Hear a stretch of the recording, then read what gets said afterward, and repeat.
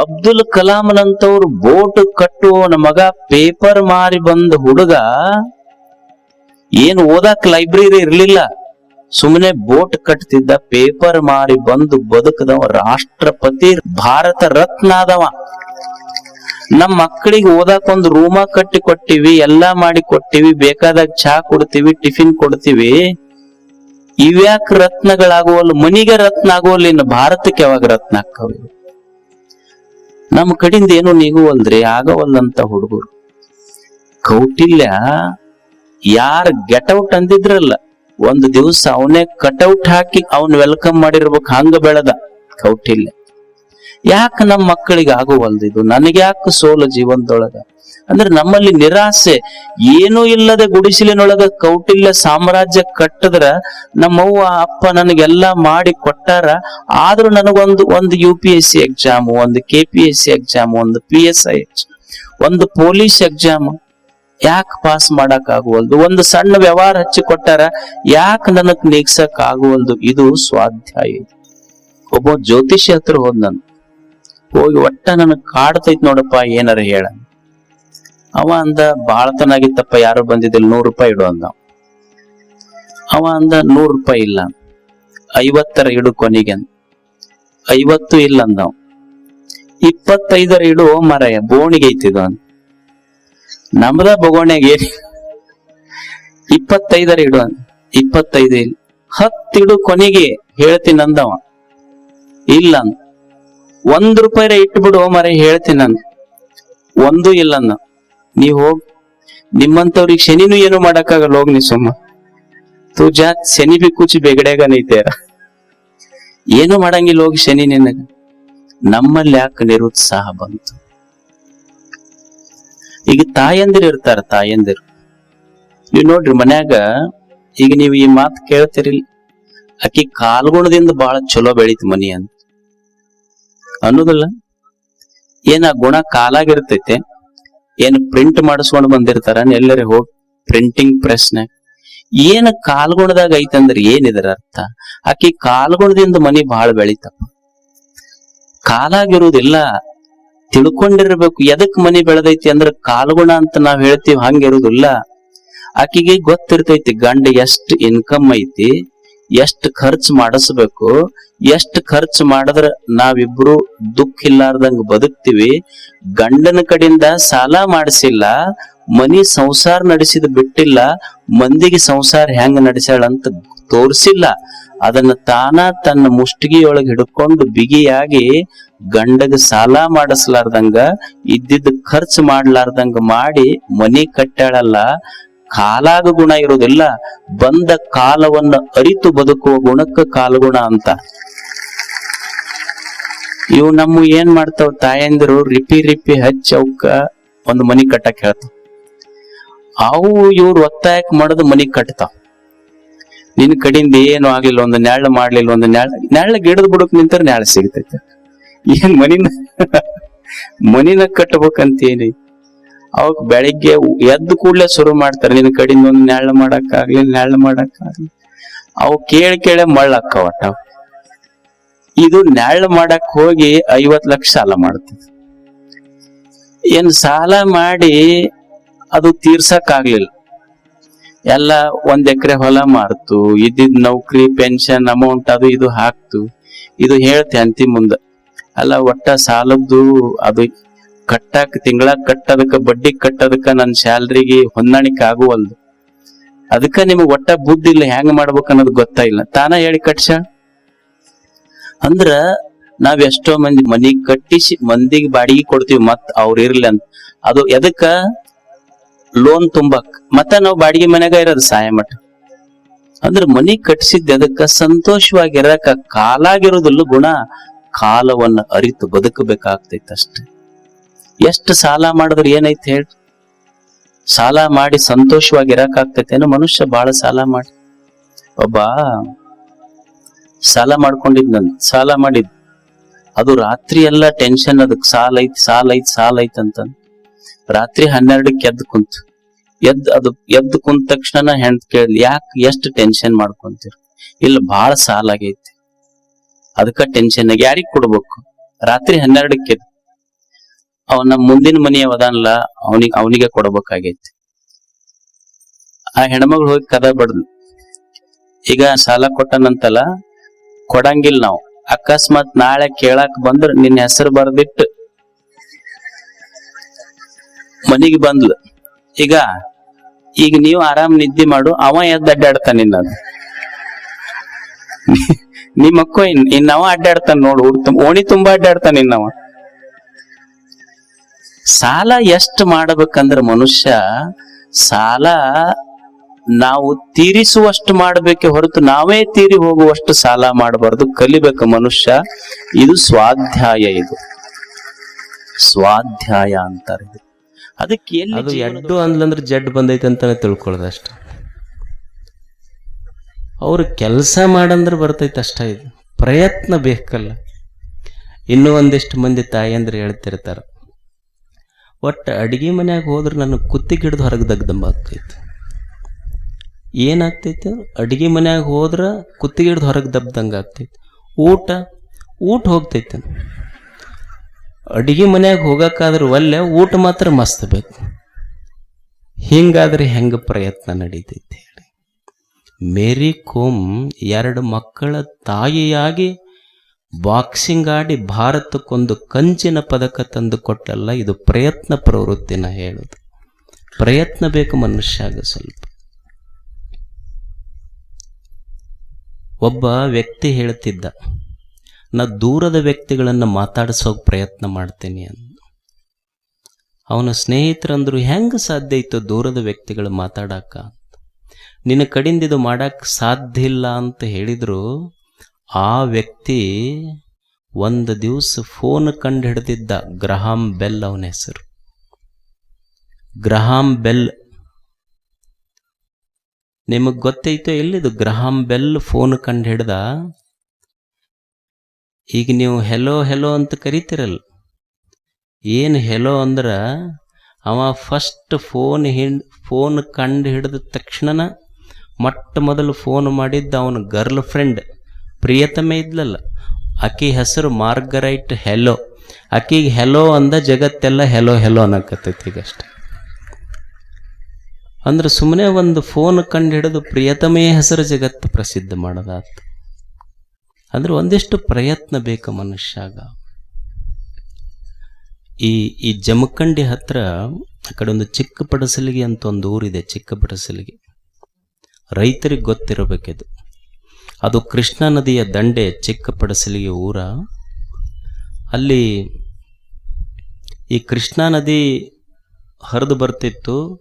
ಅವ್ರು ನೀರು ನಿಲ್ಲಿಸ್ಕೊಂಡು ಬೆಳಿಗೆಲ್ಲ ನೀರು ಬೇಕಾಗ್ತಿತ್ತಲ್ಲ, ಒಂದು ಉಸುಕಿನ ಚೀಲ ಕಟ್ತಿದ್ರು, ನೀರು ನಿಂದ್ರಿಸ್ಕೊಂತಿದ್ರು. ಮತ್ತೆ ಪ್ರವಾಹ ಬಂದ್ರೆ ಉಸುಕಿನ ಚೀಲ ಹರಿದು ಹೋಗ್ತಿತ್ತು. ವರ್ಷ ಇದಕ್ಕೆ ದುಡ್ಡು ಹಾಕೋದು ಎಲ್ಲ ರೈತರು ಮಾಡಿ ಮಾಡಿ ಸಾಕಾಗಿಬಿಡ್ತು. ಸುಮಾರು ಒಂದು 20-21 ಹಳ್ಳಿ, 1400-1500 ಕುಟುಂಬಗಳ ರೈತರು. ಒಂದು ದಿವಸ ಸುಮ್ಮನೆ ರೈತರೆಲ್ಲ ಕೂಡಿ ಮೀಟಿಂಗ್ ಮಾಡಿ, ನಾವ್ಯಾಕೆ ಡ್ಯಾಮ್ ಕಟ್ಟಬಾರ್ದು ಅಂತ. ಸರ್ಕಾರ ಎಲ್ಲ ನಾ ಹೇಳೋದು, ರೈತರು. ನಿಮಗೆ ಆಶ್ಚರ್ಯ ಅನ್ನಿಸ್ಬೋದು, ಯಾವ ಸರ್ಕಾರದ ಸಹಾಯ ಇಲ್ಲದೆ 21-25 ಹಳ್ಳಿಯ ರೈತರು ಕೂಡಿ ಮನಿ ಪಂಪ್ ಸೆಟ್ಟಿಗೆ ಪಟ್ಟಿ ಹಾಕಿ ಒಂದು ಬ್ಯಾರೇಜ್ ಕಟ್ಟಿದ್ರು. 1/2 ಕಿಲೋಮೀಟರ್ ಕಟ್ಟಿ 1 ವರ್ಷದೊಳಗೆ ಮುಡುಗಿಸಿದ್ರು. ಭಾರತದ ಇತಿಹಾಸದಲ್ಲಿ ಬಹುಶಃ ರೈತರೇ ಕಟ್ಟಿದ ಮೊದಲ ಡ್ಯಾಮ್ ಅಂದ್ರೆ ಕರ್ನಾಟಕದ ಚಿಕ್ಕಪಡಸಲಿ. ನಮ್ಮ ಮನೆ ಮುಂದೆ ಒಂದು ಸಣ್ಣದೊಂದು ಗಟಾರ ಏನಾರ ಹೆಚ್ಚು ಕಡಿಮೆ ಆಗಿದ್ರೆ ಮುನ್ಸಿಪಾಲಿಟಿ ಅವರು ಮಾಡ್ಬೇಕು. ನಾವು ಒಂದು ಕಸ ಬಿದ್ದರೆ ತೆಗೆಯೋದಿಲ್ಲ. ಅಂದ್ರೆ ಪ್ರಯತ್ನದಿಂದ ಮನುಷ್ಯ ಎಷ್ಟು ದೊಡ್ಡವನಾಗ್ತಾನೆ. ಪ್ರಯತ್ನ ಪ್ರವೃತ್ತಿ ಬೇಕು ಮನುಷ್ಯನಿಗೆ. ಪಶ್ಚಿಮ ಬಂಗಾಳದಲ್ಲಿ ಒಂದು ಮುರ್ಷಿದಾಬಾದ್ ಅಂತ ಒಂದು ಊರು. ಅಲ್ಲಿ ಒಂದು ಹುಡುಗ ಬಾಬರ್ ಅಲಿ, ಅವನ ಹೆಸರು ಬಾಬರ್ ಅಲಿ. ಅವನು 9ನೇ ವರ್ಷ ಇದ್ದಾಗ ಅವ್ರೂರಾಗ ಸಾಲಿರಲಿಲ್ಲ. ಅವ 10 ಕಿಲೋಮೀಟರ್ ರಿಕ್ಷಾ ತಗೊಂಡು ಹೋಗ್ತಿದ್ದ, ಮತ್ತೆ 2 ಕಿಲೋಮೀಟರ್ ನಡೀತಿದ್ದ. ಹೋಗಿ ಮಧ್ಯಾಹ್ನ ಬರ್ತಿದ್ದ. ಬಂದ ತಕ್ಷಣ ಅವನಿಗೆ ಅನ್ನಿಸ್ತಿತ್ತು, ನಮ್ಮ ಅಪ್ಪ ಏನೋ ಸ್ವಲ್ಪ ಅನುಕೂಲಸ್ತದಾನ, ನಾವು ಸಾಲಿಗೆ ಹೊಂಟ್ವಿ, ನಮ್ಮ ಊರನ ಮಕ್ಕಳು ಯಾವ ಸಾಲಿ ಕಲಿವಲ್ಲೋಲ್ಲ ಅಂತ ತಿಳ್ಕೊಂಡು ಒಂದು 8-9 ಮಕ್ಕಳಿಗೆ ಸಾಲಿಗೆ ಹೋಗಿ ಬಂದ ಮೇಲೆ ಸಾಲಿ ಕಲಿಸ್ತಿದ್ದವ ಬಾಬರ್ ಅಲಿ. ಅವ್ರ ಹಿತ್ತಲದೊಳಗನ ಒಂದು ಚಪ್ರ ಇತ್ತು. ಆ ಚಪ್ರದೊಳಗನ ಆ ಓಣಿ 8-9 ಮಕ್ಕಳಿಗೆ ಕೂಡಿಸ್ಕೊಂಡು ಟ್ಯೂಷನ್ ಶುರು ಮಾಡ್ತಿದ್ದ. ಅದು ಹಂಗ ಮಕ್ಕಳು ಬರ್ಕೊಂತ ಬಹಳ ಅದು 100-200 ಮಕ್ಕಳದು.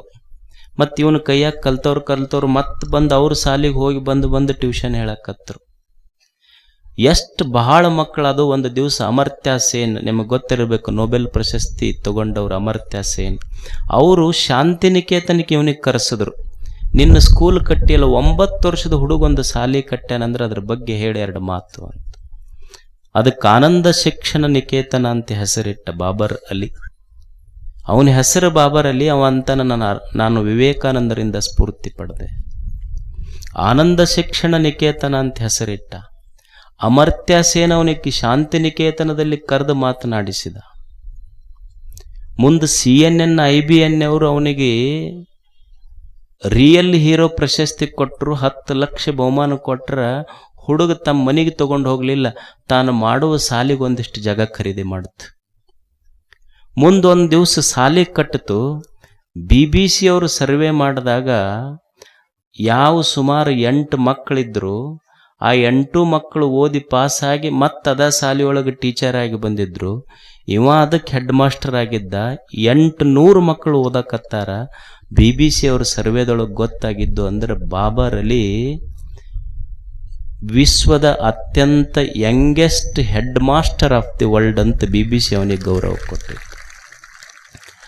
ಯಾವ ಊರಾಗ ಸಾಲ ಇರಲಿಲ್ಲ, ಆ ಊರಾಗ ಹುಡುಗ ಸಾಲಿ ಕಟ್ಟಿ ಇವತ್ತು PUC ಫಸ್ಟ್ ಇಯರ್ಗೆ ರಿಫ್ಲೆಕ್ಷನ್ಸ್ ಅಂತ ಟೆಕ್ಸ್ಟ್ ಬುಕ್ ಐತೆ, ಅದರೊಳಗೆ ಅವನು ಪಾಠ ಆಗೈತಿ. ಯಾವ ಊರಾಗ ಸಾಲಿ ಇರಲಿಲ್ಲ, ಅಂಥ ಮಗ ಒಂದು ಸಾಲಿ ಕಟ್ಟಿ ಸಾಲಿ ಕಲಿಯವರಿಗೆ ಸಿಲೆಬಸ್ನೊಳಗೆ ಬರ್ತಾನಂದ್ರೆ ಇದು ಪ್ರಯತ್ನ ಪ್ರವೃತ್ತಿ ಅಲ್ಲೇ. ಇದು ಗೊತ್ತಿರಬೇಕು ನಮಗಷ್ಟೆ. ಅಂದ್ರೆ ಸಂಪತ್ತು ಗಳಿಸುವುದಷ್ಟೇ ಸಾಧನೆಯಲ್ಲ, ಸಾಧನೆ ಸಂಪತ್ತು, ಪರಿಶ್ರಮ ಬೇಕು ಮನುಷ್ಯನಿಗೆ. ನಮಗೆ ಸಂಪತ್ತು ಮಾಡುವುದೇ ಒಂದು ಸಾಧನೆ ಆಗೈತಿ. ಒಂದು ಬಸ್ ನದಿಗೆ ಬಿದ್ದಿತ್ತಂತ. ಒಂದು ಬಸ್ ನದಿಗೆ ಬಿದ್ದಾಗ ಎಲ್ಲರೂ ನಮ್ಮನ್ನು ಜೋಪಾನ ಮಾಡ್ರಿ ಕರ್ಕೋರಿ ಉಳಿಸ್ಕೋರಿ ಅಂತ ಎಲ್ಲರೂ ಕೈ ಮಾಡಿ ಕರೀತಿದ್ರು. ಒಬ್ಬ ಕಂಡಕ್ಟರ್ ಎಲ್ಲದನ್ರಿ ಅಂತ ಹುಡುಕ್ತಿದ್ದ. ಒಬ್ಬ ಒಂದಲ್ಲೋ ಎಲ್ಲರೂ ಮುಳುಗಕತ್ತಾರ, ನೀ ಕಂಡಕ್ಟರ್ನ ಹುಡುಕಕತ್ತಿಲ್ಲ. ಅದಕ್ಕೆ ಇಲ್ರಿ ಟಿಕೆಟ್ನಿಂದ 5 ರೂಪಾಯಿ ಬರೆದು ಕೊಟ್ಟನವ ಅಂತ ತಾನ ಮ್ಯಾಲ ಹೊಂಟಾನ. 5 ರೂಪಾಯಿ ತಗೊಂಡು ಏನು ಉಳಿತಾನೆ? ಎಲ್ಲರೂ ಮುಳುಗಕತ್ತಾರ, ತಾನು ಮುಳುಗಕತ್ತಾನ, 5 ರೂಪಾಯಿ ಸಲುವಾಗಿ ಹುಡುಕಕತ್ತಾನ ಕಂಡಕ್ಟರ್. ಅಂದ್ರೆ ಹೋಗಾಗೂ ಸಹಿತ ನಮಗೆ ಸಂಪತ್ತೇ ಸಾಧನೆಯಾತೆ ಹೊರತು ಸಾಧನೆ ಸಂಪತ್ತಾಗಲಿಲ್ಲ. ಪರಿಶ್ರಮ, ಇದು ಪ್ರಯತ್ನ ಪ್ರವೃತ್ತಿ ಮನುಷ್ಯನಿಗೆ ಬೇಕು. ಅಲ್ಲ, ಯಾರಿಗೆ ಇಚ್ಛೆ ಇಲ್ಲ ಹೇಳಿ? ಎಲ್ಲರಿಗೆ ಪರಿಶ್ರಮ ಪಡಬೇಕಂತೀವಿ, ಎಲ್ಲರೂ ಪರಿಶ್ರಮ ಪಡ್ತೀವಿ. ಯಾವ ಮಕ್ಕಳಿಗೆ ನಾ ಶಾಲ್ಯಾಗ ಫೇಲ್ ಆಗಬೇಕಂತ ಇಚ್ಛೆ ಇದೆ ಹೇಳಿ? ಯಾವ ವ್ಯಾಪಾರಸ್ಥನಿಗೆ ತಾನು ಅಂಗಡಿಯಲ್ಲಿ ಲಾಸ್ ಆಗಬೇಕಂತ ಇಚ್ಛೆ ಇದೆ ಹೇಳಿ? ಎಲ್ಲರಿಗೂ ಇಚ್ಛೆ ಇದೆ. ಆದರೂ ಸಹಿತ ನಾವು ಅನ್ಕೊಂಡಂಗೆ ನಡೆಯುವಲ್ದಲ್ಲ. ಯಾಕಿದು? ಏನು ಕಾರಣ ಇರ್ಬೋದು? ದೋಷ ಎಲ್ಲಿದೆ ಇದು? ಎಲ್ಲ ವಿದ್ಯಾರ್ಥಿಗಳಿಗೆ ನಾನು ಫಸ್ಟ್ ಬರ್ಬೇಕಂತೈತಿ. ಎಷ್ಟು ಸ್ಪರ್ಧಾತ್ಮಕ ಪರೀಕ್ಷೆಯಲ್ಲಿ ಓದೋ ಮಕ್ಕಳಿಗೆ ನಮಗೆ ಯಾಕೆ ಪಾಸ್ ಆಗಬಾರ್ದಂತೈತೇನು ಮಕ್ಕಳಿಗೆ ಏನಾದರೂ? ಮತ್ತೆ ಯಾಕೆ ಫೇಲ್ ಆಗ್ತಾವ ಮಕ್ಕಳು? ಎಲ್ಲರಿಗೆ ಇಚ್ಛೆ ಇದೆ, ಆಗುವಲ್ದಲ್ಲ. ಸಮಸ್ಯೆ ಎಲ್ಲೇ ಐತಿ? ಸಮಸ್ಯೆ ಎಲ್ಲೈತಿ ಅಂದ್ರೆ ಸಮಸ್ಯೆ ಹೊರಗಿಲ್ಲ, ಸಮಸ್ಯೆ ನಮ್ಮೊಳಗ ಐತಿ. ಅದು ಏನು ಅಂದ್ರೆ ನಮ್ಮೆಲ್ಲರಲ್ಲಿ ಪ್ರಯತ್ನ ಮಾಡಿದರೆ ಸಾಧಿಸುತ್ತೇವೆ ಎನ್ನುವ ಅತ್ಯಂತ ಉತ್ಕಟ ಇಚ್ಛೆ ಇದ್ರೂ ಒಳಗೊಂದು ಚಂಚಲವಾದ ಮನಸ್ಸೈತೆಲ್ಲ, ಅದು ಮಾಡಿಸ್ಕೊಡುವಲ್ದಷ್ಟೇ. ಆ ದೋಷದಿಂದ ಸಾಧಿಸ್ಲಿಕ್ಕಾಗುವಲ್ದು. ಇದಕ್ಕೆ ವಿಕ್ಷಿಪ್ತ ದೋಷ ಅಂತ ಕರೀತಾರೆ. ಚಂಚಲಂ ಹಿ ಮನ ಕೃಷ್ಣ ಪ್ರಮಾಥಿ ಬಲವದೃಢಂ ತಸ್ಯಾಹಂ ಮನ್ನೆ ವಾಯೋರಿವದು ತಸ್ಯಾಹಂ ನಿಗ್ರಹಂ ಮನ್ನೆ ವಾಯೋರಿವ ದುಷ್ಕರಂ. ಏನು ಕಷ್ಟ ಐತಿ ಅಂದ್ರೆ ಈ ಗಾಳಿಯನ್ನು ಕಟ್ಟಿ ಹಿಡಿಬಹುದು, ಆದ್ರೆ ಮನಸ್ಸು ನಿಲ್ಲಿಸುವುದು ಎಷ್ಟು ಕಷ್ಟ ಐತಪ್ಪ. ಇದು ಎಷ್ಟು ಚಂಚಲ ಐತಿ ಅಂದ್ರೆ ಏನು ಬೆಳಿಗ್ಗೆ ನಸಿಕ್ನಾಗ 5 ಅಲಾರಾಮ್ ಇಟ್ಟಿರ್ತೈತಿ, ಎದ್ದು ಓದೇ ಬಿಡ್ಬೇಕಂತ, ಇಲ್ಲ ಇನ್ನೊಂದು 5 ನಿಮಿಷ ಮಕ್ಕೋಬೇಕಂತ ಮಕ್ಕೊಂಡಿದ್ದು ಹೊಳ್ಳಿ ಎದ್ದಿದ್ದು 8 ಆದಾಗದು. ಅಲಾರಾಮ್ ಇಡಿಸಿದ್ದು ಅದೇ ಮನಸ್ಸು, ಹಳ್ಳಿ ಮಲ್ಕೊಳಕ್ಕೆ ಹೇಳಿದ್ದು ಅದೇ ಮನಸ್ಸು. ಏನು ಒಮ್ಮೆ ಸಂಸಾರ ಸಾಕಪ್ಪ ಅಂತ ಮಟಕ್ಕ ಬಂತು, ಯಾಕೋ ಬಂದೆಲ್ಲ, ಏನಿಲ್ಲಪ್ಪ ಸಂಸಾರದಾಗ ಸಾಕಾಗಿ ಹೋಗೈತದ.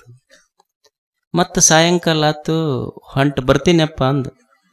ಗುರುಗಳು ಕೇಳಿದ್ರೆ, ಯಾಕೋ ಎಲ್ಲಿಗೆ ಹೊಂಟೆ? ಇಲ್ಲ, ಮನೆ ಮುಂದೆ ನಿನ್ನ ಮಗಳು ಒಬ್ಬಕ್ಕನೇ ಆಗ್ತಾಳೆ, ಮತ್ತು ಸಂಸಾರ ಸಾಕಂತನ ಬಂದಿದ್ದ, ಮತ್ತು ಬಂತ್ಯಾಕ ಮತ್ತು ಹೊಂಟ್ಯಾಕ. ಅಂದ್ರೆ ಈ ಮನಸ್ಸಿನ ಗುಣಧರ್ಮ ಇದು ಹೇಳೋದು. ನಾನು ಒಮ್ಮೆ ಪುಸ್ತಕ ಹಿಡಿಬೇಕಂತ ತೊಗೊಂಡು ಓದಕತ್ತೈತಿ, ಒಂದು ಕ್ಷಣದಾಗ ಮತ್ತೆ 5 ನಿಮಿಷ ಮೊಬೈಲ್ ನೋಡಿ ಮತ್ತೆ ಓದೋಣ ಅಂತ ಮತ್ತೆ ಮೊಬೈಲ್ ಹಿಡ್ದೈತಿ. ಇದು ಮನಸ್ಸಿನ ಚಾಂಚಲ್ಯ ಗುಣ. ಇದು ಏನು ಗುರುಗಳ ಹತ್ರ ಬಂದೈತಿ, ಬಂದು ನಮಸ್ಕಾರ ಮಾಡಿ ಇವತ್ತಿನಿಂದ ಓಸಿ ಆಡೋದ ಬಿಟ್ಟು ಬಿಡ್ಬೇಕಂತ. ಬಂದು ನಮಸ್ಕಾರ ಮಾಡೈತಿ, ನಮಸ್ಕಾರ ಮಾಡಿದ ತಕ್ಷಣ ಗುರುಗಳು ಒಂದಿಷ್ಟು ಆಶೀರ್ವಾದ ಕಲಸಕ್ರಿ ಕೊಟ್ಟರಲ್ಲ, ಕೊಟ್ಟ ತಕ್ಷಣ ಅನಿಸ್ತು, ಅಲ್ಲ ನಮಸ್ಕಾರ ಮಾಡೀನಿ, ಗುರುಗಳೇನು ಕಲಸಕ್ರಿ ಕೊಟ್ಟಾರ, ಕೊನೆ ಪ್ರಯೋಗ ಅದನ್ನ ಎಣಿಸ್ಯಾರ, ನಂಬರ್ ಹಚ್ಚನ್, ಇದರ ಹತ್ತಿಲ್ಲ ನೋಡು. ಅಂದ್ರೆ ಅಜ್ಜಾರ್ ಕೊಟ್ಟ ಕಲಸಕ್ರಿನೂ ಎಣಿಸಿ ನಂಬರ್ ಹಚ್ಚು ಭಕ್ತರದಾರ. ಅವ್ರ ತಪ್ಪಲ್ಲ, ಅದು ಒಳಗೈತೆ, ಹಂಗೆ ಮಾಡಿಸ್ತೈತೆ ಅಷ್ಟ. ಹಿಂಗಾದ್ರೆ ಇನ್ ಮೇಲೆ ಗುರುಗಳು ಕಲಸಕ್ರಿ ಕೊಡದೆ ಬಂದು ಮಾಡ್ತಾರ ಅವ್ರು. ಅಂದ್ರೆ ಮನಸ್ಸಿನ ಮಕ್ಕಳು ನೋಡ್ತೀನಿ, ಅಲ್ಲೆಲ್ಲ ಸಾಲಿ ಕಲ್ತ ಯಪ್ಪ ನಮ್ಮ ದೇಶ ಎಲ್ಲ ಹಾಳಾಗತ್ತೈತಿ. ಕರೆ ಅಂದ್ರೆ ಪೂರ ಹಾಳಾಗೈತಿ. ಸಾಲಿ ಕಲ್ತವ್ರಿಂದ ನಮ್ಮ ದೇಶ ಹಾಳಾಗೈತಿ. ನಮ್ಗೆ ಗಾಂಪಡ ಮಂದಿಲಿಂದ ಏನೂ ಆಗಿಲ್ಲ. ಅದು ನಿಜವಾಗ್ಲೂ ಹಂಗಾರ ರತ್ನ ಹಂಗೈತಿ, ಗಟ್ಟಿ ಬಂಗಾರ ಹಂಗೈತಿ. ಕಲ್ತವ್ರೆ ನಮ್ಮ ದೇಶ ಹಾಳು ಮಾಡ್ಯಾರ. ಇದನ್ನು ಮೊದಲು ನೆಪ್ನಾಗ ಇಟ್ಕೋರಿ. ಮೊದಲು ನನ್ನ ಕಳಿಸಿದ್ರೆ ನೀವು ಬಂದು ಹೇಳ್ತೀನಿ, ಮಂದಿ ಮಾತಾಡ್ತಿಲ್ಲ. ನನ್ನ ಮಗಗೆ ನೌಕರಿ ಪೊಲೀಸ್ ನೌಕರಿಗೆ ಬೆಳಗಾವಿಗೆ ಕರ್ಕೊಂಡೋಗಿ ಎಂಟ್ರಿ ಕರ್ಕೊಂಡೋಗಿದ್ರು. ಕರ್ಕೊಂಡು ಹೋದಾಗ ಶಂಕರ್ ಬಿದ್ರಿ ಅವ್ರು ಒಂದು ಮಾತು ಹೇಳಿದ್ದ, ಬಿದ್ರಿ ಏನು ಯಾಕೆ ನೀ ಬಂದಿ ಅದು ಹೀಗೆ. ನಾವು ಒಂದು ಮಾತು ಹೇಳಿದ್ರೆ ನನ್ನ ಮಗಿಗೆ ನೌಕರಿ ಅವರು ಅವತ್ತು ಪೊಲೀಸ್ನ ಮಾಡ್ತಿದ್ರು. ನಾ ಏನು ಮಾಡಿದ್ನಿ, ಯಪ್ಪ ದೇವ್ರ ನನ್ನ ಮಗ ನೌಕರಿ ಹತ್ತಬಾರ್ದಂದೆ, ನೌಕರಿ ಹತ್ತಬಾರ್ದಂದೆ. ಯಾಕಂದ್ರೆ ಒಂದು ನೌಕರಿ ಬಡಿಗೆ ತೊಗೊಂಡು ನೀವು ಬರೀ ಹೆಂಡ್ತಿನ ಮಕ್ಕಳನ್ನ ಊರನ್ನ ಮಂದಿನ ಕಾಕೋತ ಹೋಗ್ಕಾಣು. ನಮ್ಮ ಹೊಲ ಯಾರು, ನಮಗೆ ಅನ್ನ ಹಾಕೋರು, ಏನು ಮಾಡೋದು ಅದು. ಇವತ್ತು ನನ್ನ ಮಗ ವರ್ಷ ಒಂದು 50 ಚೀಲ ಜೋಳ ಬೆಳುತ್ತಾನೆ, 1 ಲಕ್ಷ ರೂಪಾಯಿ 2 ಲಕ್ಷ ರೂಪಾಯಿ ರೊಕ್ಕ ಬೆಳುತ್ತಾನೆ. ಅದನ್ನು ನಾವು ಒಟ್ಟು ಮನ್ಯಾಗ ಊಟ ಮಾಡ್ತೀವಿ. ದನ ಕರ ಹೆಂಡಿ ಹಿಕ್ಕಿ ಕಟ್ಟಿಗೆ, ನಾವು ಇವತ್ತಿಗೂ ಕಟ್ಟಿಗೆ ಒಲೆಯನ್ನ ಊಟ ಮಾಡ್ತೀವಿ. ಆದರೆ ಈಗ ಎಲ್ಲರ ಮನ್ಯಾಗ ಸಿಲಿಂಡ್ರ್ ಬಂದು ನೀವು ನೋಡ್ಕೊರಿ, ಆ ಜಿರ್ಲಿ ಅದು ಭಾಳ ಹೆಚ್ಚಾಗ್ಯಾವ. ಎಲ್ಲರ ಮನ್ಯಾಗ ಜಿರ್ಲಿ ಆಗ್ಯಾವ, ಹುಳ ಹೆಚ್ಚಾಗ್ಯಾವ. ಆ ಹುಳ ನೋಡ್ರಿ, ಮತ್ತು ಅವು ಹೊಡ್ಯಾಗ ಎಣ್ಣೆ ತರ್ಬೇಕು, ಯಾವ ಹೊಡ್ಯಾಕೆ ಎಣ್ಣೆ ತರ್ಬೇಕು. ಈಗೆಲ್ಲ ಪಾಕಿಟ್ದಾನ ಬೀಜಗಳು ಗೊಂಜಾಳಕ್ಕೆ ಹುಳ ಬೀಳಾಕತ್ಯಾವ. ಕೆಟ್ಟ ಮಂಡ ಬದಕದು ಗೊಂಜಾಳ ಅಂಥ ಬೆಳಕಿ ಇವತ್ತು ಹುಳ ಬೀಳಾಕತ್ಯಾವ, ಜೋಳಕ್ಕೆ ಹುಳ ಬೀಳಾಕತ್ಯಾವ. ಬರೀ ಎಣ್ಣೆ ಹೊಡೋದು. ಒಂದು ಗಾಡಿಗೆ ಎಣ್ಣೆ, ಗಾಡಿ ಹೊಡೆಯೋಗೆ ಎಣ್ಣೆ, ಮನೆಗೆ ಎಣ್ಣೆ, ಹೊಲಕ್ಕೆ ಎಣ್ಣೆ, ರೊಕ್ಕ ಕೊಟ್ಟು ಹಾದೈತೆ ನಮ್ದು ಒಟ್ಟದ್ದು ಗೋಣಿ ಒಟ್ಟು ರೊಕ್ಕ. ಏನ್ರಿ ಹುಡುಗಿ ತೊಡಗಿ ನೋಡಿ, ಗಂಡು ಹುಡುಗರು ನೋಡ್ರಿ, ಅವು ಮಳಬಳ ಗಡ್ಡ ಬಿಡ್ತಾವ, ಎತ್ತಗಾರ ಅರ್ಧ ತಲೆ ಬಳಸ್ಕೊಂಡು ಅವು ಎದ್ದವ. ಇವು ಹೆಣ್ಣು ಹುಡುಗಿಯರು ಆ ಲವ್ಲೇರ್ ಹಾಕೋತಿದ್ರು, ಆ ಚೂಡಿದಾರ ಇವ್ರು ಊರವ್ರು ಹಾಕೋತಾರ. ಆ ಲೆಮನ್ಯಾರು ಹಿಂಬರ್ಗಿ ಗುಂಡಿ ಕಸಿ ಕಟ್ಕೋತಿದ್ರು ಅವ್ರು. ಇವ್ರು ಊರನವ್ರು, ಅವ್ರು ಕಸ್ಕೊಂಡು ಇವ್ರು ಕಟ್ಕೊಂಡು ಹೊಟ್ಟಾರ. ಇವ್ನು ಯಾಕೆ ಕಟ್ಕೋತಿರ ಯಾರು ಕೇಳೋರಿಲ್ಲ. ಆದ ಗಂಡ ಕೈ ಅನ್ನಂಗಿಲ್ಲ, ಅತ್ತಿ ಮಾವ ಕುಯ್ ಅನ್ನಂಗಿಲ್ಲ, ಊರನ್ನ ಹಿರಿಯರು ಮೇವು ಅನ್ನಂಗಿಲ್ಲ. ಇಂಥವಾಗ ನಮ್ಮ ಸಮಾಜ ಉದ್ಧಾರ ಆಗಲಿ ಅಂತ ಯಾರು ಇರ್ತಾರ್ರಿ? ಗಟ್ಟುಳು ನ್ಯಾಯ ಹೇಳೋದು ಹಿರಿಯಾಗ ಮರ್ಯಾದೆ ಇಲ್ಲ. ಗಟ್ಟಾಗಿ ನ್ಯಾಯ ಹೇಳೋಣ ಅಂತೇಳಿ ಯಾರೇ ಅವನೇ ಮಾಡ್ತಾರೆ, ನಡಿ ಕಂಪ್ಲೇಂಟ್ ಕೊಟ್ಟು ಬಿಡಿ ನಡಿ. ಆ ಗಂಡ್ರ ಮಡಿಗೆ ನಡೆಯಂಗಿಲ್ಲ. ಆಕೆ ಕೋರ್ಟ್ನಾಗ ಆಕೆ ಇದು ಪಾಲ ಕೇಳ್ತಾಳೆ ಗಂಡನ. ಇವ್ರು ಅರ್ಧ ಮುರ್ಧ ವಕೀಲರು ಪೊಲೀಸರು ಇವರು ಕೊಡು ಕಂಪ್ಲೇಂಟ್ ಹಿಡ್ಕೊಂಬ ನಡಿ. ಮಳ್ಳು ಮಂದಿನ ಸುಳ್ಳು ಹೇಳಿ ಕೇಳಂತ ಹಗಲಿಗೆ ಅದೇನು ಬುಟ್ಟಾಳ ಬುತ್ತಿ ಕಟ್ಟಿರೋ ಸುಳ್ಳು ಹೊರತ್ತ. ಹಂಗೆ ಬುಟ್ಟಾಳ ಮಂದಿ ಕಂಪ್ನಿಯಾಗ ಸಿಕ್ಕಿ ಬಿಟ್ಟೇವು ನಾವು. ನಮ್ಮ ರೈತರು ಎಂದು ಉದ್ಧಾರ ಆಗೋದೈತಿ? ಗೊಬ್ಬರದಾಗ ಅವ್ರು ಕೆತ್ತಾರ, ಕಬ್ಬಿನಾಗ ಇವ್ರು ಕೆತ್ತಿಸ್ತಾರ, ಆಳುಗಳು ಅವ್ರು ಗುಮ್ಮತಾರ. ಮತ್ತು ಇದು ಕಬ್ಬಿನ ಶೆಪ್ಪಿನ ಸಿಗ್ಲಿಕ್ಕಿಲ್ಲ, ಅರ ಓದೋದತ್ತು ಹೋಗ್ಬಿಡು. ಒಟ್ಟು ಎಷ್ಟು ವರ್ಷ ಹೇಳುದು. ಸರ್ವಜ್ಞನು ಹಿಂಗೆ ಹೇಳಿ ಸತ್ತು ಹೋತ. ಕನಕದಾಸನು ಹೇಳಿ ಹಿಂಗೆ ಸತ್ತು ಹೋತ. ಪುರಂದರದಾಸರು ತಂಬೂರು ಹಿಡಿದು ಬಾರಿಸಿ ಅವ್ರು ಗಪ್ಪ ಆದ್ರ. ಸಿದ್ದೇಶ್ವರ ಅಪ್ಪಗಳು ಹೇಳಿ ಅವರು ತಣ್ಣಗಾಗಿ ಹೋಗ್ಬಿಟ್ರು. ಮತ್ತು ಇಬ್ರಾಹಿಂ ಸುತ್ತಾರ ಅದು ಹೇಳಿ ಹಂಗೆ ಹೋತು. ನಾವು ಹಂಗೆ ಇಟ್ಟು ಬಗಳಿ ಗುಡ್ಡಕ್ಕೆ ನಾಯಿ ಬಗಳಿ ಬ್ಯಾಸೋತ್ ಮಾಡ್ಕೊತತ್ತಲ್ಲ, ಹಂಗೆ ನಮ್ದು ಎಲ್ಲ ಬಾಯಿ ಗುಡ್ಡಕ್ಕೆ ಬಗಳಿದ ನಾಯಿ ಗೂದು ಹ್ಯಾ ಸತ್ಯತ್ತ, ಹಿಂದ್ಕ ಒಂದು ನಾಯಿ ಹಿಂಗೆ ಸತ್ಯತ್ತ, ಕಡ್ಕೊಂಡು ನಾಯಿ ಎಡ್ತಾಗಿ ಸತ್ಯತ್ತ. ನಮ್ಮ ಬಾಳೆ ಹಿಂಗೆ ಆಗೈತಿ. ನಾವು ಹೇಳೋದನ್ನು ಹಿಡ್ದೈತಿ, ಜನ ಮಾಡೋದನ್ನು ಹಿಡ್ದೈತಿ. ನೀವು ಹೆಂಗೆ ಹತ್ತೀರಿ, ನಾವು ಹಂಗೆ ಅಣ್ಕೋತ ಹೋಗಿಬಿಡ್ತೇವೆ. ಏನು ನಡೆಯಂಗಿಲ್ಲ. ನಮ್ಮ ಬಾಳೆ ಏನಾಗಿತ್ತದ ನೀರಾಗ ನಾಯಿ ಕುಣಿ ಕಾಲು ಬಡ್ದು ಗಪ್ ಬಡ್ದು ಕಣ್ಣು ಮುಚ್ಚಿ ಹೋಗಿಬಿಡ್ತತ್ರ. ಹಂಗಾಗಿ ಬಿಡ್ತೈತಿ. ಮುಂದೆ ಬರೋರು ಏನಾರ ಚೆಂದಾಗಿ ಮಾಡಲಿ. ನಾವೊಂದು ಮಾತು, ಅಪ್ಪಾರ ಒಂದು ಮಾತು, ಅವರು ಈ ಘಟಪ್ರಭಾಕ್ಕೆ ಬಂದಾಗ ಸಿದ್ದೇಶ್ವರ ಅಪ್ಪಗಳು ತೇಲಿ ಒಂದು ಮಾತನ್ನು, ದಡ್ರಿಗೆ ಧೈರ್ಯ ಮಾಡುತ್ತಾ, ಶಾನ್ಯಾರಿಗೆ ಸಂಶಯ ಮಾಡುತ್ತಾ. ನಾ ಅಪ್ಪಾರಿಗೆ ಒಂದು ಮಾತು ಹೇಳಿದ್ದೆ, ಎಂಥ ಬಾತು ಅಂದ್ರೆ ಅವ್ರ ಅಪ್ಪಾರು ಬರ್ತಾರಂತೇಳಿ ನಾನು ಅಜ್ಜಾರು ಅಲ್ಲೇ ನಿಂದಿಸ್ಕೊಂಡಿದ್ರು ಅವತ್ತು. ಯಪ್ಪಾರ ಇಷ್ಟು ವರ್ಷ ಪುರಾಣ ಹೇಳಿದ್ರಿ ಯಪ್ಪಾರ, ಏನಾರ ಸುಧಾರಣೆ ಆತೇನ್ರಿ ಸಮಾಜ ಆತನ್. ಸಿದ್ದೇಶ್ವರಪ್ಪಗಳಿಗೆ ಸುಳ್ಳು ಹೇಳೋದಿಲ್ಲ ನಾ ಈ ಮಾತು. ಅವ್ರೊಂದು ಮಾತು ಹೇಳಿದ್ರು, ಶಾಣ್ಯಾರವರು ಒಂದು ಮಾತು ಹೇಳಿದ್ರು, ಸಿದ್ದಪ್ಪ ಅಲ್ಲೇ ಹೊಲಸು ಬಿದ್ದತ್ತೆ, ಅಲ್ಲಿ ಕಸಬಾರಿಗೈತಿ, ಅದನ್ನ ಹಸನು ಮಾಡ್ಕೊಂಡು ನಾವು ಕೂತೇವೆ. ಮುಂದೆ ಬರೋರು ಹಸನು ಮಾಡ್ಕೊಂಡಾರ ಕುಂದಿರ್ಲಿ, ಬೇಡ ಅದ್ರಾಗಾರ ಕುಂದಿರ್ಲಿ ಅವ್ರು ಹೇಳಿದರು. ಅದಕ್ಕೆ ಯಪ್ಪ ಇನ್ನು ಮುಂದಿನವ್ರು ನಿಮಗೆ ಇದೆಲ್ಲ ಚಲೋ ತಂಗೆ ಮಾಡಿ ಇಂಥದ್ದೆಲ್ಲ. ಸಾವ್ಕಾರ ನಮಸ್ಕಾರ ರೀ. ನಮಸ್ಕಾರ ರೀ.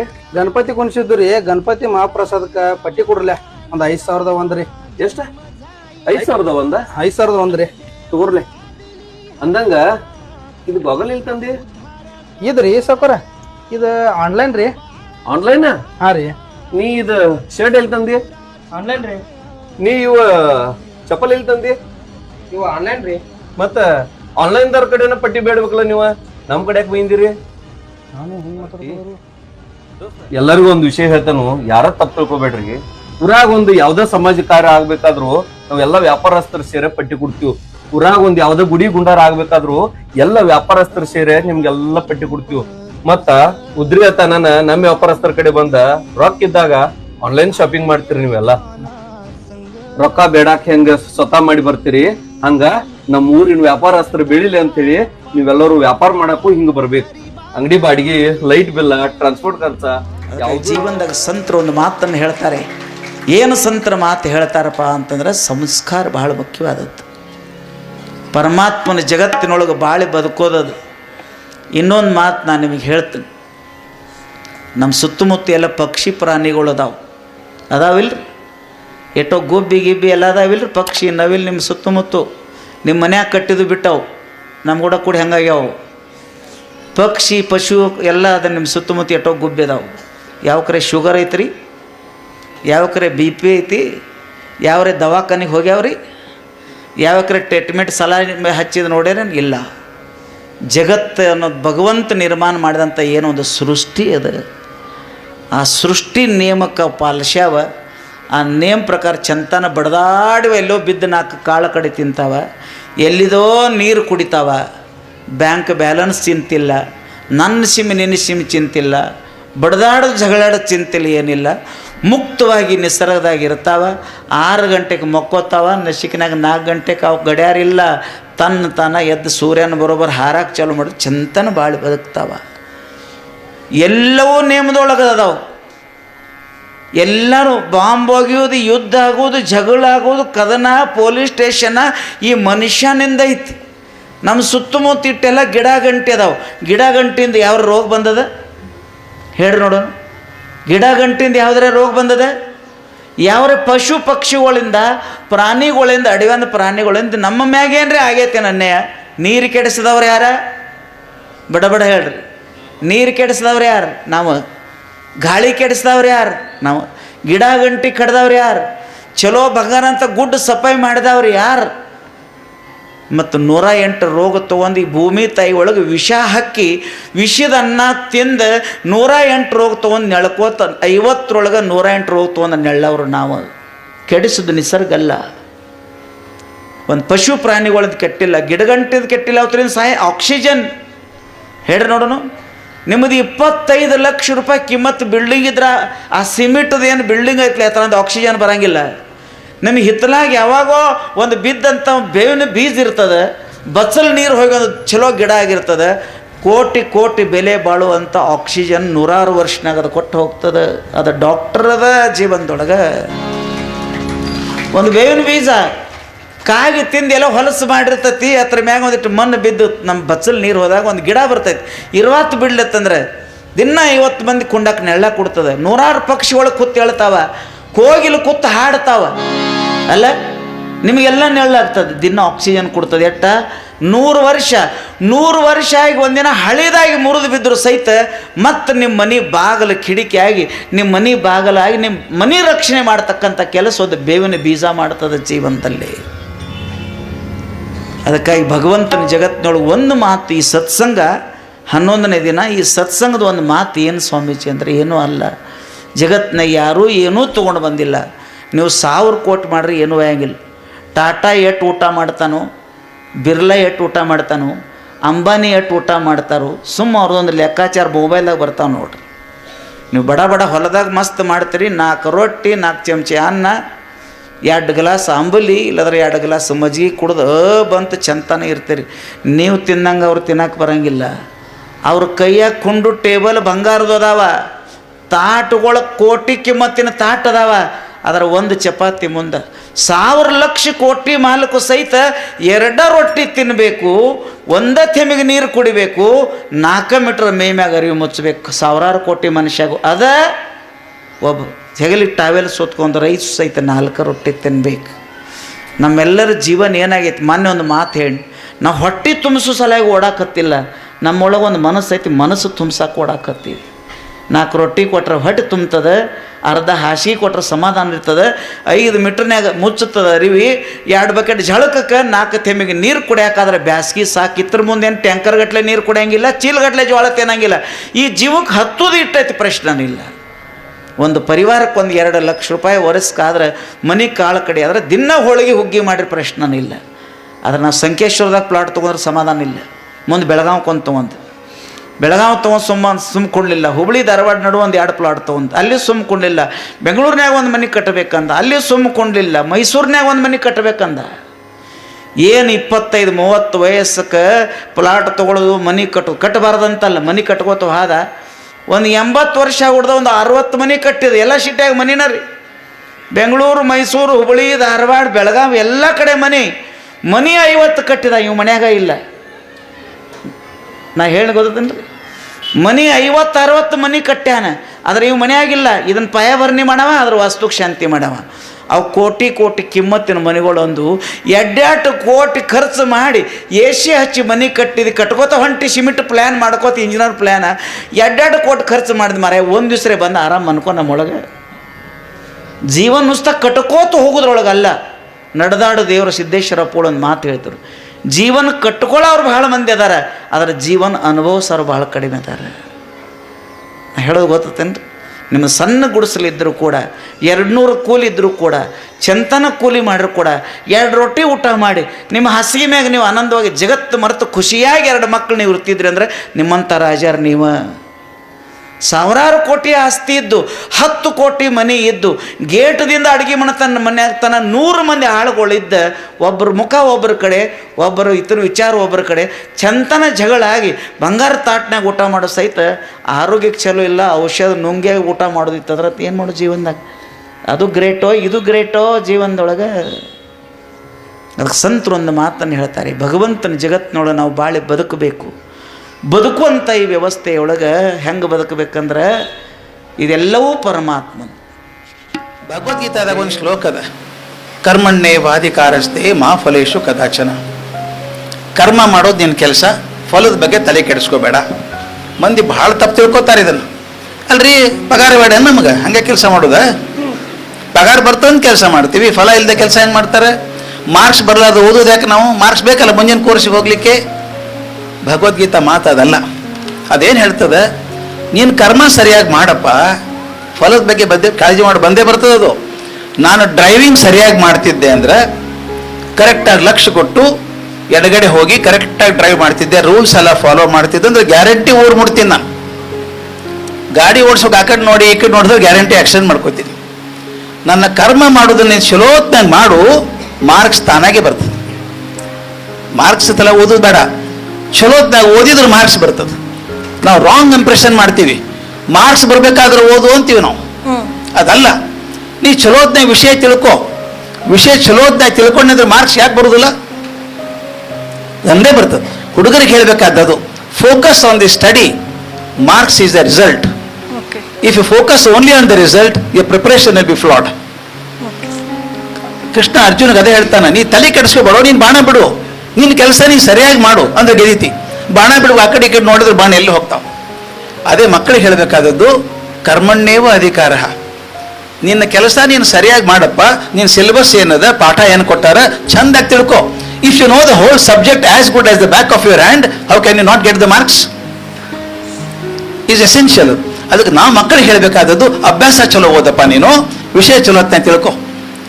ನಾನು ಸ್ಟೂಡೆಂಟ್ ಒಬ್ಬಳು, ಆಕೆ ಹೆಸರು ಹೇಳ್ತೀನಿ, ರೇಖಾ ಎಸ್ ಅಂತ. ನಾ ಯಾವ ಕಾಲೇಜ್ನ ಪ್ರಿನ್ಸಿಪಲ್ ಆಗಿದ್ದೆ, ಆಕೆನೂ ಅದೇ ಕಾಲೇಜ್ ಪ್ರಿನ್ಸಿಪಲ್ ಅಲ್ಲ, ನನ್ನ ಸ್ಟೂಡೆಂಟ್ ಆಕೆ.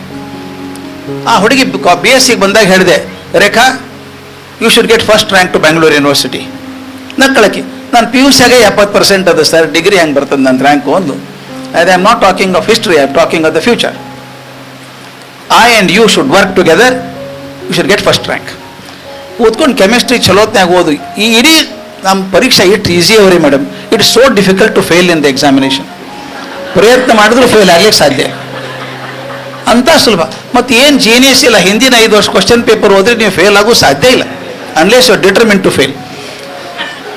ಅದು ಹೇಳ್ತೀನಲ್ಲ ಸರ್, ಇರೋ ಸಿಲೆಬಸ್ ಒಂದಿಷ್ಟು ಇರ್ತದೆ, ಅದನ್ನು ಥರೋ ಓದ್ರಿ. ಎಲ್ಲೂ each corner of the syllabus ಇಡೀ ವರ್ಷ ಕೊಟ್ಟಾರ್ರಿ. ಖರೆ ಹೇಳಿ ನಾನು, ಮೇಡಮ್ ಇಲ್ಲಿದ್ದಾರೆ, 1 ವರ್ಷ ದಂಡ ಅದು, 3 ತಿಂಗಳದಾಗ ಮುಗಿದು ಹೋಗ್ತದೆ ಓದಿದ್ದೆಲ್ಲ ಸರಿಯಾಗಿ ಓದಿದ್ರೆ. ಆದ್ರೆ ಅದನ್ನು ಗಟ್ಟಿಯಾಗಿ ಓದಿ ಪ್ರತಿಯೊಂದು ಸಿಲೆಬಸ್ ಮೂಲೆ ನಿಮಗೆ ಚಲೋ ಗೊತ್ತಿತ್ತಂದ್ರೆ ಯಾಕೆ ಮಾರ್ಕ್ಸ್ ಬರೋದಿಲ್ಲ? ನಾವೊಂದು ಹೇಳ್ಕೊತೀನಿ ಅಂತಲ್ಲ, ನನ್ನೊಂದು ವಿಚಿತ್ರ, ನನ್ನ ತಲೆನೇ ಬರೋಬರಿಲ್ಲ, ಏನೋ ವಿಚಿತ್ರ ಮ್ಯಾನುಫ್ಯಾಕ್ಚರಿಂಗ್ ಡಿಫೆಕ್ಟ್ ಅದು. ನಾನೊಂದು ಹಠ ತೊಟ್ಟಿದ್ದೆ, ಪರೀಕ್ಷೆ ಹಿಂದಿನ ದಿವಸ ಓದೋದಿಲ್ಲ ಅಂತ. ಹಠ ಅದು ಹುಚ್ಚ ಹಠ ಇರ್ಬೇಕದು. MSc ತನಕ ನಾನು ಪರೀಕ್ಷೆ ಹಿಂದಿನ ದಿವಸ ಓದಲಿಲ್ಲ. ಕೆಲವರು ಪರೀಕ್ಷೆ ಹಾಲ್ ಹೋಗುತ್ತಂಕ ಓದ್ಕೋತ ಹೋಗ್ತಿರ್ತಾರೆ, ಮುಂದೆವ್ರು ಹಾಕೋತ. ಈಗ ಉಳಿಯಂಗಿಲ್ಲ ಅದು. ಒಂದ್ಸಲ ವಿಷಯ ತಲೆಯಾಗಿ ಕೂತ್ಯೋ, ಕಣ್ಣು ಮುಂದೆ ಚಿತ್ರ ಬಂದಂಗೆ ಬರ್ಬೇಕದು. ನಾ ಮಕ್ಕಳಿಗೆ ಹೇಳೋದು ಅದೇನೆ, whole subject convert that into visual statement. Give me a 7th standard child, I can teach or the 12th standard chemistry. ಅಂದ್ರೆ ಕಣ್ಣು ಮುಂದೆ ಸಿನಿಮಾ ಮಾಡ್ದಂಗೆ ಮಾಡಬೇಕು. ದಯವಿಟ್ಟು ನೋಡ್ರಿ, ಒಂದು ಸಿನಿಮಾ ನೋಡಿದೆ ಅಂದ್ರೆ ಮರೀತದೆ ನಿಮಗೆ? ಮರೆಯೋದೇ ಇಲ್ಲಲ್ಲ, ಯಾಕೆ ಕಣ್ಣು ಮುಂದೆ ಚಿತ್ರ ಕೂತದ. ನಾವೇನು ಮಾಡ್ತೀವಿ, ಅದ್ರ ಟೆಕ್ಸ್ಟ್ ಮಾಡ್ತೀವಿ ಕಲಸ್ನಾಗ. ನೀವು ವಿಷಯ ಪೂರ್ತಿ ವಿಜುವಲ್ ಮಾಡಿ ಕೂಡಿಸ್ಬಿಡ್ರಿ, ಅವರಿಗೆ ಸಿನಿಮಾ ನೋಡ್ದಂಗೆ ನೋಡ್ತಾರೆ. ಮಾರ್ಕ್ಸ್ ಯಾಕೆ ಬರೋದಿಲ್ಲ? ಅದಕ್ಕೆ ನಾ ಹೇಳೋದು, don't focus on the marks, focus on the learning of the subject thoroughly. The marks is the result of it. ಅದನ್ನೇ ಕರ್ಮಣ್ಯೇವ ಅಧಿಕಾರ ಮಾ ಫಲೇಶು, ಫಲದ ಬಗ್ಗೆ ತಲೆ ಕೆಡಿಸ್ಕೊಳ್ಳೋದು ಬೇಡ ಅಂತ ಮಾಡ್ರಿ ಮೇಡಮ್. ಮಾರ್ಕ್ಸ್ ಬೇಕು, ನಾನು ಹೇಳ್ತೀನಿ, ಆದ್ರೆ ಮಾರ್ಕ್ಸ್ಗೋಸ್ಕರ ಹೊಡೆದಾಡೋದು ಬೇಡ. ನಾಲೆಜ್. ನೇತ್ರದಾನ ಮಹಾದಾನ, ನೇತ್ರದಾನ ಪವಿತ್ರವಾದ ದಾನ. ನಮ್ಮ ಈ 2 ಕಣ್ಣುಗಳಿಂದ ಇಬ್ಬರು ಅಂಧರಿಗೆ ಕಣ್ಣುಗಳು ಬರೋದಾದ್ರೆ ನಾನು ಮಾತ್ರ ಅಲ್ಲ, ನಮ್ಮ ಮನೆಯವರ ಮಕ್ಕಳ ಮೊಮ್ಮಕ್ಕಳಾದಿಯಾಗಿ ನಮ್ಮ ಕಣ್ಣುಗಳನ್ನು ದಾನ ಮಾಡೋದಕ್ಕೆ ನಾವು ಸಿದ್ಧವಾಗಿದ್ದೇವೆ. ಅಮೂಲ್ಯವಾದ 2 ಕಣ್ಣುಗಳು ಮಣ್ಣು ಪಾಲಾಗುವುದಕ್ಕಿಂತ ಕತ್ತಲಲ್ಲಿ ಕುಳಿತಿರುವ ಇಬ್ಬರು ಅಂಧರಿಗೆ ದಾರಿದೀಪವಾಗಲಿ. ಎಲ್ಲರೂ ಮನಸ್ಸು ಮಾಡೋಣ. ಅಂದ್ರೆ ನೇತ್ರದಾನ ಮಹಾದಾನ. ನಾವು ನಮ್ಮ ಕಣ್ಗಳನ್ನ ಕೊಟ್ರೆ ಇನ್ನಿಬ್ಬರಿಗೆ ಕಣ್ಗಳು ಬರುತ್ತೆ. ಸೊ ಹಾಗಾಗಿ ನೇತ್ರದಾನ ಮಾಡಿ, ಅದು ತುಂಬ ಒಳ್ಳೆಯದು. ನಾನು ಯಾಕೆ ಈ ಮಾತುಗಳನ್ನ ಹೇಳ್ತಾ ಇದ್ದೀನಿ ಅಂದರೆ, ನಮ್ಮ ತಂದೆಯವರು ನಿಧನರಾದಾಗ ಅವ್ರ 2 ಕಣ್ಗಳು ಇನ್ನೊಬ್ಬ ಜೀವಕ್ಕೆ ಜಗತ್ತನ್ನ ತೋರಿಸ್ಕೊಡ್ತು. ಹಾಗಾಗಿ ನೇತ್ರದಾನ ಮಾಡಿ, ಎಲ್ರಿಗೂ ಒಳ್ಳೇದಾಗಲಿ. Thank you so much. Appu ತುಂಬ ಯಂಗಿದ್ರು, ಅವ್ರ ಕಣ್ಗಳು ತುಂಬ ಈಕ್ವಾಲಿಟಿ ತುಂಬ ಚೆನ್ನಾಗಿತ್ತು. ಸೊ ಅದಕ್ಕೆ ಅಪ್ಪು ಅವ್ರ ಕಣ್ಗಳನ್ನ ಶನಿವಾರ ದಿವಸ ನಾನು ಹೇಳಿದ್ನಲ್ಲ ಆಪರೇಷನ್ ಮಾಡಿದ್ವಿ. ಅದು 4 ಜನರಿಗೆ ಆ ಕಣ್ಗಳನ್ನ ಜೋಡಿಸಿದ್ವಿ, ಥಿಂಕ್ ಮಾಡೋದಿಲ್ಲ. ಸೊ ಆದರೂ ಕೂಡ ಅಷ್ಟು ಕಾಳಜಿ ಇದೆ ಅವ್ರಿಗೆ ನೇತ್ರದಾನದ ಬಗ್ಗೆ. ಆ ಕಣ್ಗಳನ್ನ ದಾನ ಮಾಡಿ ಒಂದು ಒಳ್ಳೆ ಸಂದೇಶ ಕಳಿಸಿದ್ದಾರೆ ಸರ್ ನಮ್ಮ ಜನರಿಗೆ. ಸೊ ಅದಕ್ಕೆ ನಾನು ಕೇಳೋದಿಷ್ಟೇ, ಎಲ್ಲರೂ ಈ ನೇತ್ರದಾನಕ್ಕೆ ಮುಂದೆ ಬರಬೇಕು. ನೇತ್ರದಾನ ಒಂದು ಪವಿತ್ರವಾದ ದಾನ, ಅದು ತೀರದ ಮೇಲೆ ಮಾಡುವಂಥ ಒಂದು ಕಾರ್ಯ ಅಲ್ವಾ. 6 ಗಂಟೆವರೆಗೆ ಆಗಬೇಕು. ಅದು ಸುಟ್ಟು ಬೂದಿ ಪಾಲು ಮಾಡೋದು ಅಥವಾ ಕೂತು ಮಣ್ಪಾಲು ಮಾಡೋದಕ್ಕಿಂತ ಅದನ್ನು ದಾನ ಮಾಡಿ ಕತ್ತಲಲ್ಲಿ ಕುಳಿತಿರುವ ಅಂಧರಿಗೆ ಒಂದು ಬೆಳಕು ನೀಡುವ ಒಂದು ಕಾರ್ಯ ಎಲ್ಲರೂ ಮಾಡಬೇಕು. ಸಂಪೂರ್ಣವಾಗಿ ಹೋಗಿಲ್ಲ, 2 ಕಣ್ಣಲ್ಲಿ ಬಿಟ್ಟು ಹೋಗಿದ್ದೇನೆ, ನಮ್ಮನ್ನ ನೋಡ್ತಾ ಇದೆ, ಅದು 4 ಜನಕ್ಕೆ ಆಗಿದೆ. ಇದು ನಮ್ಗೆ ಒಂದು ಶಕ್ತಿ. ಇಲ್ಲಿ ಈ ಜಾಗ ಯಾಕೆ ಅಂದ್ರೆ 3 ಜನ, ನಮ್ಮ ಅಪ್ಪಾಜಿ, ಅಮ್ಮ, ನನ್ನ ತಮ್ಮ, 3 ಜನ ಇಡೀ ಕುಟುಂಬದ ಸಮೇತ ಅವ್ರ ಕಣ್ಗಳನ್ನ ಇಲ್ಲಿ ಬಿಟ್ಟು ಹೋಗಿದ್ರೆ ಯಾವ ಅಭಿಮಾನಿ ದೇವರುಗಳು ಅದನ್ನ ನೋಡ್ತಾ ಇದ್ರೆ ನೀವೆಲ್ಲ ನೋಡ್ಬೋದು. ಅಪ್ಪಾಜಿ ಅವರು ಅವ್ರ ಸಿನಿಮಾ ಎಂಟರ್ ಆಗಿದೆ, ಬೇಡ ಕಣ್ಣಪ್ಪ ಇದ್ರೆ 2 ಕಣ್ಣನ್ನ ದೇವರಿಗೆ ದಾನ ಮಾಡ್ತಾರೆ. ಅವ್ರು ಹೋಗ್ತಾರೆ 2 ಕಣ್ಣನ್ನ ಅಭಿಮಾನಿ ದೇವರುಗಳಿಗೆ ಕೊಟ್ಟು ಹೋಗ್ತಾರೆ. ಇದು ಅವ್ರ ಜೀವನದಲ್ಲಿ ಬರೆದಿರುವಂತ ಒಂದು ಸಂದೇಶ ದೇವರು. ಇದನ್ನ ಪುಣ್ಯಕ್ಕೆ ನಮ್ಮ ಅಮ್ಮನೂ ಮಾಡಿದ್ರು, ನನ್ನ ತಮ್ಮನೂ ಮಾಡಿದ್ರು. ನಮ್ ತಂದೆನೇ ನಮ್ ಕಣ್ಗಳನ್ನೆಲ್ಲ ದಾನ ಮಾಡಿ ಹೋಗಿದ್ದಾರೆ. ಅವರು ಮೊದಲನೇ ಸಲ ಡಾಕ್ಟರ್ ಭೇಟಿ ಮಾಡಿದಾಗ ಮೊಮ್ಮಕ್ಳು ಆದಿಯಾಗಿ ಎಲ್ಲಾರ ಕಣ್ಣು ದಾನ ಮಾಡ್ತೀವಿ. ಹಿಂದೆ ಮನುಷ್ಯ ಹೋದ್ಮೇಲೆ ಒಂದು ಉಪಯೋಗ ಆಗ್ತಾನೆ ಅಂದ್ರೆ ಇದಕ್ಕಿಂತ ಒಂದು ದೊಡ್ಡ ಗುಣ ಏನ್ ಬೇಕು ನಮ್ಗೆ ಅಂತ ನಮ್ಮ ತಂದೆ